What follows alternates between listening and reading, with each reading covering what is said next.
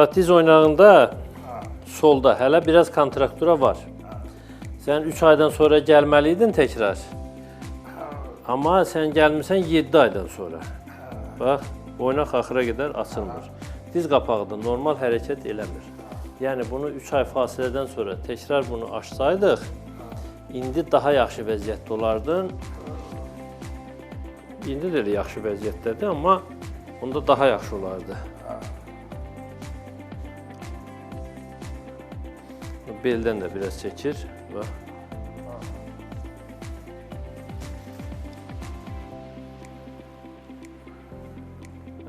Bu diz axıra qədər açılır, amma beldən buraxmır. Biraz bel əzəllərini dartınma hərəkətləri çox eləmək lazım idi. Ay maşallah. Bir də maşallah. Yəni, bax, bu cür 3-cü, 4-cü dərəcəli deformasiyalar üçün ən vacib məsələ insanın əyləşib qalxa bilməsi məsələsidir.